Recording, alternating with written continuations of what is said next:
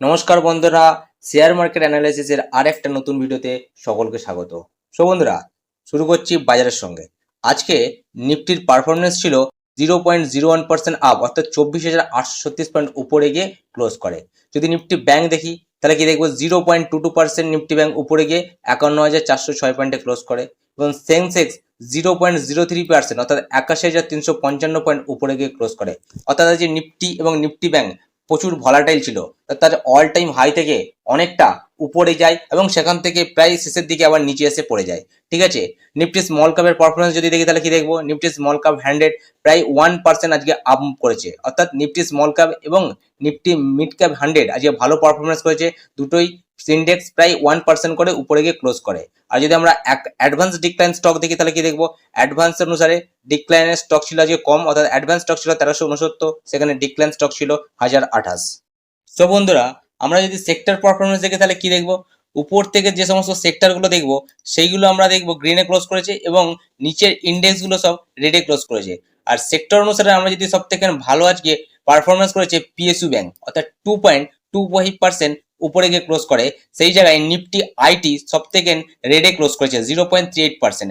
এছাড়াও যে সমস্ত আজকে ইন্ডেক্সগুলো ভালো পারফরমেন্স করেছে তার মধ্যে সেকেন্ডে ছিল মিডিয়া এবং থার্ডে ছিল কনস্ট্রাকশন, তারপর আছে নিফটি অয়েল অটোমোবাইল। আমরা যদি দেখি কনস্ট্রাকশন এবং মিডিয়া প্রায় 1.8 এবং 1.43% উপরে গিয়ে ক্লোজ করে, এবং সব থেকে নিচে অর্থাৎ রেডে ক্লোজ করেছিল নিফটি আইটি 0.38% এবং সেকেন্ড কনজিউমার গুডস 0.34% নিচে গিয়ে ক্লোজ করে। এই ছিল আজকে সেক্টর পারফরমেন্স। বন্ধুরা, আমরা আজকে যে তিনটে স্টক নিয়ে কথা বলবো, সেই তিনটে স্টক আগামী কিছুদিনের মধ্যে একটা ভালো রিটার্ন জেনারেট করে দিতে পারে বলে চার্ট প্যাটার্ন মনে হচ্ছে। বন্ধুরা, আমরা সেই তিনটে স্টক দেখে নেওয়ার আগে নিফটি এবং ব্যাংক নিফটির চার্টটা অ্যানালাইসিস করে নেবো। Don't waste your time, let start. বন্ধুরা, আমরা যদি নিফটির চার্টটি ওপেন করি সেখানে কি দেখতে পাচ্ছি, নিফটি তার আজকে অল টাইম হাই লাগিয়েছিল কত, 24,999, অর্থাৎ প্রায় 25,000 নিফটি তার অল টাইম হাই লাগিয়ে দিয়েছে। সেখান থেকে নিফটি আজকে 163 পয়েন্ট নিচে পড়ে 24,836-এ ক্লোজ হয়। অর্থাৎ আগের দিনের বেসিকে যদি আমি দেখি তাহলে আগের দিনের থেকে নিফটি প্রায় 2 পয়েন্ট উপরে গিয়ে আজকে ক্লোজিং করে। এখন যদি আমরা দেখি নিফটি চার্টে যে নিফটি তার অল টাইম যে হাই 25,000, এটা একটা তার মোস্ট স্ট্রং রেসিস্ট্যান্ট। আর যদি এই স্ট্রং রেজিস্ট্যান্টটা ব্রেক করে, অর্থাৎ 25,050, এটাকে যদি ব্রেক করে এবং একটা গ্রিন ক্যান্ডেলের যদি ক্লোজ করে, তাহলে এর থেকে নিফটি অনেকটা উপরে যাওয়ার সম্ভাবনা আছে। এখন যদি ভালো হয়, যদি নিফটি ঠিক এই 25,000 লেভেলের কাছে বেশ কিছুদিন টাইম স্পেন্ড করে এবং তারপরে যদি ব্রেকআউট করে, সব থেকে এটা হবে ভালো সিনারিও।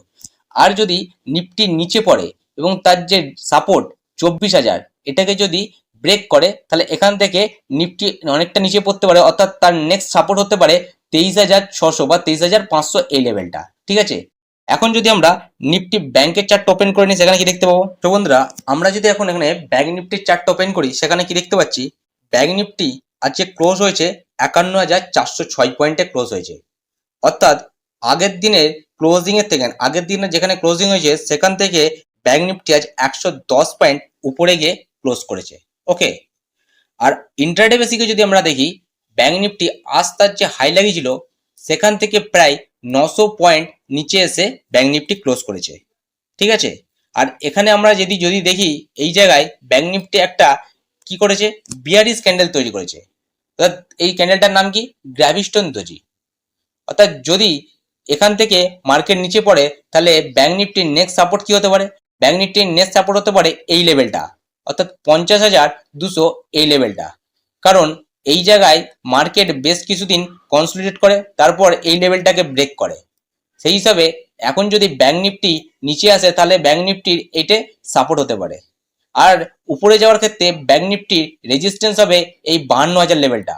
কারণ ব্যাংক নিফটি তার অল টাইম হাই যখন লাগিয়েছিল সেখান থেকে নিচে পড়ে, তখন এই জায়গাটাই বেশ কিছুদিন কনসলিডেট করে, প্রায় 10-12 দিন কনসলিডেট করার পরে সেখান থেকে নিচে পড়ে এবং এই 50,200 লেভেলের কাছে এসে সাপোর্ট নেয়। বন্ধুরা, এই দুটো লেভেলের মধ্যখানে এখন ব্যাংক নিফটি কিছুদিন টাইম স্পেন্ড করতে পারে। ঠিক আছে, তারপরে যদি এই যে লেভেল 52,000 লেভেলটাকে যদি ব্রেক করে, তাহলে ব্যাংক নিফটির নেক্সট সাপোর্ট হতে পারে তার অল টাইম হাই 53,400। ওকে, এই হলো আজকে আমাদের নিফটি ব্যাংক নিফটি অ্যানালাইসিস। বন্ধুরা, আমাদের লিস্টের আজকের প্রথম যে স্টকটি তার নাম হচ্ছে ইন্ডিয়া সিমেন্ট। আমি এখানে ইন্ডিয়া সিমেন্টের মান্থলি চার্টটা ওপেন করে নিয়েছি। তো মান্থলি চার্ট আমি কি দেখতে পাচ্ছি? তো মান্থলি চার্ট আমি দেখতে পাচ্ছি এই স্টকটা তার যে অল টাইম হাই লাগিয়েছিল কত সালে? 2007 সালে 300 কত টাকা 32 টাকা 60 পয়সা। ঠিক আছে, সেখান থেকে স্টকটা নিচে পড়ে এবং স্টকটা নিচে পড়ার পরে এই জায়গায় বহুদিন ধরে অ্যাকুমুলেশন করে। অর্থাৎ অ্যাকুমুলেশন করার সময় এখানে আমরা যদি দেখি এই স্টকটা অনেক ছোট ছোট ডোজি ক্যান্ডেল তৈরি করেছে। ঠিক আছে, তারপরে স্টকটা এই যে অ্যাকুমুলেশন জোন এটাকে একবার ব্রেক করার চেষ্টা করে, কিন্তু কিছুটা উপরে যাওয়ার পরে আবার নিচে পড়ে এবং অ্যাকুমুলেশন জোনের মধ্যে থেকে আরও অনেকটা নিচে পড়ে প্রথমে যেখানে সাপোর্ট নিয়েছিল সেই জায়গায় এসে আবার একবার সাপোর্ট নেয়। তারপর স্টকটা যদি আমরা দেখি এখান থেকে স্টকটা আবার উপরে যাওয়ার চেষ্টা করেছে, হায়ার হাই প্যাটার্ন তৈরি করতে করতে উপরে গেছে। এখন যদি আমি একটা এখান থেকে ট্রেন্ড লাইনটা নিই তাহলে কি দেখতে পাবো? এই স্টকটা এখান থেকে উপর থেকে যাওয়ার সময় এই জায়গায় একবার রেজিস্ট্যান্স নিয়েছিল, সেখান থেকে নিচে পড়ে এখানে সাপোর্ট নেয়, সেখান থেকে আবার উপরে যাওয়ার চেষ্টা করে, এখানে এসে আর একবার সাপোর্ট নেয়, আবার সেখান থেকে উপরে যাওয়ার চেষ্টা করে, এখান থেকে আর একবার সাপোর্ট নেয়। অর্থাৎ এই জায়গায় তিনবার সাপোর্ট নেওয়ার পরে এবং এই যে রেজিস্ট্যান্স জোন এইটাকে ব্রেক করার পরে তার যে অল টাইম হাই 332 টাকা 60 পয়সা সেটাকে ব্রেক করে 2024 সালে। ঠিক আছে, এখন যদি আমি দেখি এই স্টকটা তার প্রথম যে অল টাইম হাই লাগিয়েছিল কত সালে? 2007 সালে, আর তার এখন যে অল টাইম হাইকে ব্রেক করেছে কত সালে? 2024 সালে। এই যে 17 বছরের দীর্ঘ টাইম, এই সময় স্টকটা তার একটা নির্দিষ্ট জোনের মধ্যে ছিল, সেখান থেকে স্টকটা তার অল টাইম হাইকে ব্রেক করেছে। এখন স্টকটা অনেকটা উপরে যাওয়ার পোটেনশিয়াল লাগে। যদি বলি কেন যাওয়ার পোটেনশিয়াল লাগে, তার জন্য আমরা দুটো স্টকের উদাহরণ বা এক্সাম্পল অনুসারে দেখে নেব। তার জন্য আমি এখানে এমআরপিএল এর চার্টটা ওপেন করে নিয়েছি। তো এমআরপিএল এর চার্টে আমরা কি দেখতে পাচ্ছি? তো এমআরপিএল এর চার্টে আমরা দেখতে পাচ্ছি এই স্টকটা তার অল টাইম হাই লাগিয়েছিল কত সালে? 2007 সালে। কত টাকা সেইটা যদি দেখি 148 টাকা। সেখান থেকে স্টকটা নিচে পড়ে, নিচে পড়ার পরে এই জায়গায় দীর্ঘদিন ধরে অ্যাকুমুলেশন করে, অ্যাকুমুলেশন করার পরে আরেকবার উপরে যাওয়ার চেষ্টা করে, কিন্তু তার অল টাইম যে হাই লাগিয়েছিল 2007 সালে সেখান থেকে আবার রেজিস্ট্যান্স নিয়ে নিচে পড়ে এবং ঠিক যে জায়গায় অ্যাকুমুলেশনের সাপোর্ট ছিল সেই জায়গায় এসে আরেকবার সাপোর্ট নেয়, সাপোর্ট নেওয়ার পরে তার হায়ার হাই প্যাটার্ন তৈরি করতে করতে উপরে যাচ্ছে। ঠিক আছে, এখন যদি আমি দেখি 2024 সালে এসে সেই স্টকটা তার যে অল টাইম হাই লাগিয়েছিল 148 টাকা সেটাকে ব্রেক করে। আমি যদি তার যে 2007 সালের অল টাইম হাই এবং অল টাইম লো দুটোকে যদি রেঞ্জ করে নিই তাহলে কত পার্সেন্ট দেখবো? 79%। আর এই 79%কে যদি এই যে 79% আমি এখানে রেঞ্জ তৈরি করে নিয়েছি, আর এই রেঞ্জটাকে যদি এখানে বসাই তাহলে কত দেখবো? প্রায় তার অল টাইম হাইকে ব্রেক করার পরে প্রায় 5 থেকে 6 মাসের মধ্যে স্টকটা প্রায় 100% রিটার্ন দিয়ে দিয়েছে। সো বলাই যেতে পারে যে ইন্ডিয়া সিমেন্টও প্রায় 17 বছর পরে তার অল টাইম হাইকে ব্রেকআউট করেছে। এই স্টকটাও তার অল টাইম হাইকে ব্রেকআউট করার পরে তার যে পার্সেন্টেজ সেটাকে যেতে পারে বলে আশা রাখা যায়। আমরা যদি আরেকটা উদাহরণ দেখি তাহলে দেখে নিতে পারি আমরা গণেশ হাউজিং ফাইন্যান্স।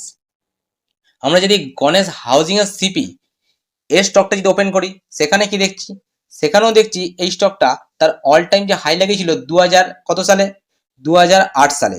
ঠিক আছে, 2008 সালে স্টকটা তার অল টাইম হাই লেগেছিল, সেখান থেকে নিচে পড়ে যায় এবং দীর্ঘদিন যাবৎ এই একটা রেঞ্জের মধ্যে কনসলিডেট করতে থাকে, অর্থাৎ একটা অ্যাকুমুলেশন করে এবং এর মধ্যে অনেক ছোট ছোট ক্যান্ডেল তৈরি হয়।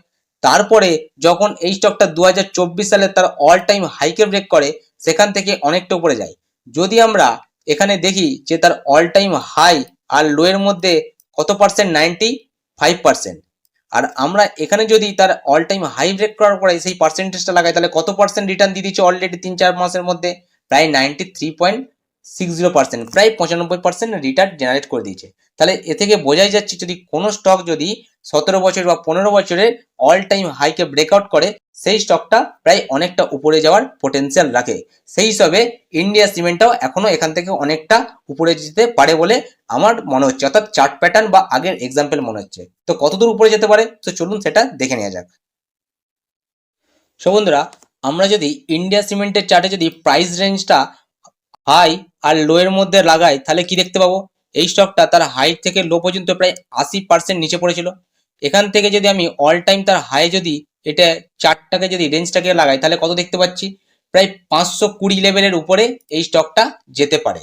অর্থাৎ এখন স্টকটা কত আছে, এখন স্টকটা 372 টাকা চলছে। অর্থাৎ এখান থেকে স্টকটা প্রায় এখনো 50% রিটার্ন দেওয়ার সম্ভাবনা আছে।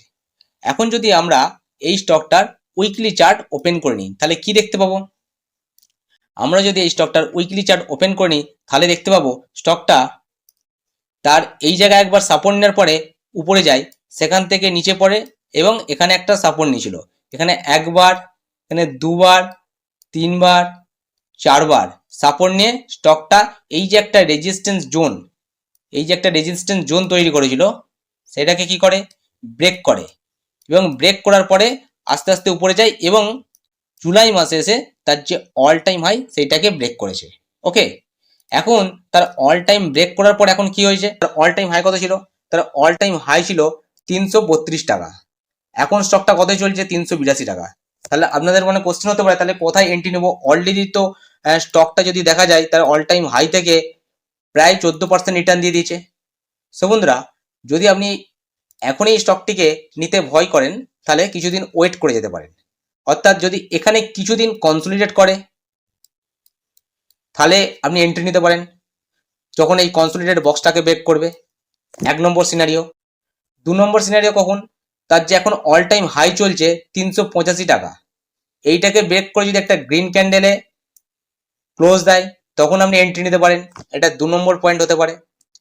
3 নম্বর সিনারিও কি হতে পারে, যদি স্টকটি তার যে অল টাইম হাই থেকে এসে এই জায়গায় এসে যদি রিটেস্ট করে, অর্থাৎ প্রথম যে তার অল টাইম হাই 332 বা 340 লেভেলের কাছে যদি রিটেস্ট করে, সেখানে এসে যদি কোনো প্রাইস অ্যাকশন বা গ্রিন ক্যান্ডেল তৈরি করে স্ট্রং, সেখানে আপনি এন্ট্রি নিতে পারেন এবং আপনার প্রথমত টার্গেট থাকবে 20 থেকে 30%, 2 থেকে 3 মাসের মধ্যে।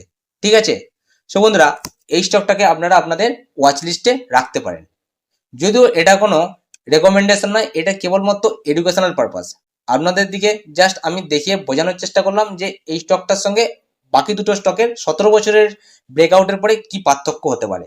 ঠিক আছে, সো আপনারা আপনাদের চার্টে ভালোভাবে অ্যানালাইসিস করুন এবং তারপরে এই স্টকটাকে কেনা বা বেচার জন্য চিন্তা ভাবনা করবেন। ওকে, সো বন্ধুরা, দ্য টাইমস অফ ইন্ডিয়ার একটা রিপোর্টে কি বলছে, UltraTech cement is acquire majority stack in India cement, অর্থাৎ আল্ট্রাটেক সিমেন্ট ইন্ডিয়া সিমেন্টের মেজর অর্থাৎ বেশিরভাগ অংশটা স্ট্যাক হিসেবে গ্রহণ করছে। So UltraTech cement agreed to acquire 32.72% stack in Indian cement in rupees 3,954 crore, অর্থাৎ 3,954 crore, অর্থাৎ 32.72% স্ট্যাক ইন্ডিয়া সিমেন্টের অধিগ্রহণ করছে কি আল্ট্রাটেক সিমেন্ট। কত পার্সেন্ট, অর্থাৎ 55% share holding pattern UltraTech cement নিয়ে নিচ্ছে কার কাছ থেকে, ইন্ডিয়া সিমেন্টের কাছে। অর্থাৎ এই ইন্ডিয়ান সিমেন্ট এখন অনেকটা ইনক্রিজ হওয়ার সম্ভাবনা রয়েছে। ওকে, তো বন্ধুরা, আমাদের লিস্টের যে দ্বিতীয় স্টকটি তার নাম হচ্ছে ক্যাস্টল ইন্ডিয়া। তো ক্যাস্টল ইন্ডিয়া লিমিটেডের আমি মান্থলি চার্টে কি দেখতে পাচ্ছি, এই স্টকটা তার যে অল টাইম হাই ছিল 2014 সালে, সেখান থেকে প্রায় 10 বছর পর অর্থাৎ 2024 সালে তার অল টাইম হাইকে ব্রেকআউট করেছে। ঠিক আছে, এখন যদি আমি এই স্টকটির উইকলি চার্ট ওপেন করি তাহলে কি দেখতে পাবো, তো উইকলি চার্টে দেখতে পাচ্ছি এই স্টকটা তার অল টাইম যে হাই কে ব্রেক করেছে, অর্থাৎ আগামী সপ্তাহে, তো গত যে সপ্তাহ গেল সেখানে ব্রেক করেছে। তো ব্রেক করার পরে প্রথমে যখন ব্রেক করেছিল, ব্রেক করার আগে এই জায়গাটায় কনসোলিডেট করেছিল, তারপরে ব্রেক করে আবার দেখতে পাচ্ছি অল টাইম হাইকে ব্রেক করার পরে ঠিক এই জায়গাটায় এই স্টকটা কনসোলিডেট করছে। এখন স্টকটা তার যে অল টাইম হাই লাগিয়েছে রিসেন্ট, সেটা কত, আমরা যদি সেটা দেখে নিই, কত সেটা 278 টাকা। যদি এই 278 টাকা এই লেভেলটাকে একটা গ্রিন ক্যান্ডেলে ক্লোজ দেয় তাহলে আপনি ক্যাস্টল ইন্ডিয়ার এই স্টকটিতে এন্ট্রি নিতে পারেন। ঠিক আছে, তো আপনার ফার্স্ট টার্গেট কি হবে, তো আপনার ফার্স্ট টার্গেট হবে অবশ্যই 15 থেকে 20% এই স্টকটা যখন অল টাইম হাইকে ব্রেক করবে। ঠিক আছে, সো বন্ধুরা, এই স্টকটাকে আপনারা আপনাদের ওয়াচ লিস্টে রাখতে পারেন।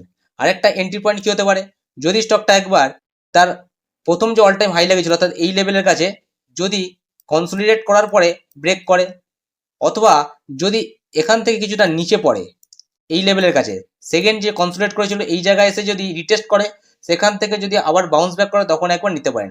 আর এই স্টকটি উইক হয়ে যাবে যদি 230 এই লেভেলটা যদি ব্রেক করে দেয়, তাহলে এখানে সেলার্সরা অ্যাক্টিভ হয়ে যাবে। 230 লেভেলটা যদি ব্রেক করে তখন সেলার্সরা অ্যাক্টিভ হয়ে যাবে, অর্থাৎ সেখানে বায়ার্সরা তাদের ক্ষমতা হারিয়ে ফেলবে, তখন এই স্টকটা থেকে বেরিয়ে যাওয়াই ভালো হবে। ওকে, সো বন্ধুরা, আমাদের আজকের লিস্টের তৃতীয় অর্থাৎ শেষ স্টকটির নাম হচ্ছে হিন্দুস্তান অয়েল। সো আমি এখানে হিন্দুস্তান অয়েলের উইকলি চার্ট ওপেন করে নিয়েছি। তো উইকলি চার্টে কি দেখতে পাচ্ছি, এই স্টকটি তার অল টাইম হাই লাগিয়েছিল রিসেন্ট অর্থাৎ 2023 সালের আগস্ট মাসে। কত টাকা অল টাইম হাই লেগেছিল? 257 টাকা। সেখান থেকে যেদিন আমাদের ইলেকশনের রেজাল্ট ঘোষণা হয় সেখান থেকে অনেকটা নিচে পড়ে। তো নিচে পড়ার পরে এই জায়গাটায় কি করে, নিচে পড়ার পরে এই জায়গাটায় বেশ কিছু সপ্তাহ ধরে কনসোলিডেট করে, ঠিক আছে। অবশেষে কনসোলিডেট করার পরে এই কনসোলিডেট বক্সটাকে ব্রেক করে।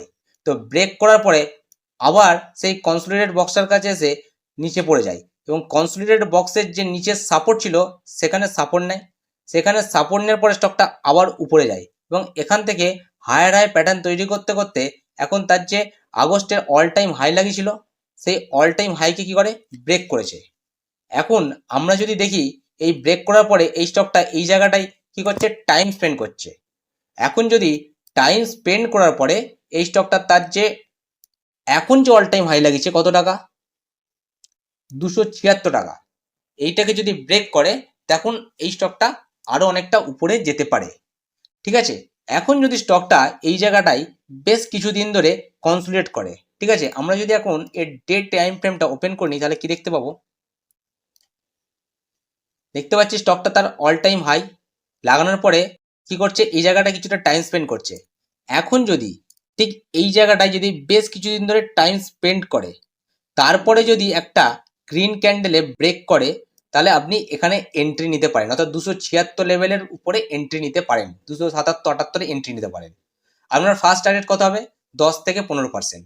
ওকে, যদি স্টকটা আবার রিটেস্ট করতে এখানটায় আসে, এখান থেকে যদি রিটেস্ট করতে ঠিক এই লেভেলটার কাছে আসে কত, সেটা 259-60 লেভেল বা 255 লেভেলের কাছে আসে, তাহলে এখানেও আপনি একবার এন্ট্রি নিতে পারেন, ঠিক আছে। তাহলে আপনার ফার্স্ট টার্গেট তখন কি হয়ে যাবে, তখন এই ফার্স্ট টার্গেট হয়ে যাবে 276টা ফার্স্ট টার্গেট, তারপর সেখান থেকে আরো 5% হয়ে যাবে আপনার সেকেন্ড টার্গেট। আর স্টকটা যদি ঠিক এই লেভেলের নিচে যায় 240 এই লেভেলের নিচে যায় তাহলে স্টকটা শর্ট টার্মের জন্য উইক হয়ে যেতে পারে। ওকে, আর এখন অয়েল ইন্ডেক্স ভালোই একটা আউট পারফরমেন্স দিচ্ছে। সো এই স্টকটিকে আপনারা আপনাদের ওয়াচ লিস্টে রাখতে পারেন, ঠিক আছে। এছাড়াও আরও একটা স্টক আপনারা আপনাদের ওয়াচ লিস্টে রাখতে পারেন, সেটা হচ্ছে আইসিআইসিআই প্রুডেন্সিয়াল এল। এই স্টকটাকে আপনারা আপনাদের ওয়াচ লিস্টে রাখতে পারেন। এছাড়া ন্যাটকো ফার্মা, এটাকেও আপনাদের ওয়াচ লিস্টে রাখতে পারেন, ঠিক আছে। ওয়েলস্পুন লিভিং, এটাকেও আপনাদের ওয়াচ লিস্টে রাখতে পারেন। সো বন্ধুরা, আমরা যে সমস্ত স্টকগুলো নিয়ে যে কথা বললাম এই স্টকগুলো কোনোটাই রেকমেন্ডেশন নয়, এগুলো সবগুলোই কেবলমাত্র এডুকেশনাল পারপাস।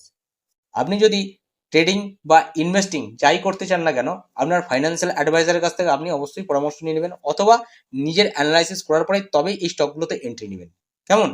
সো বন্ধুরা, ভিডিওটি কেমন লাগলো অবশ্যই কমেন্ট করে জানাবেন।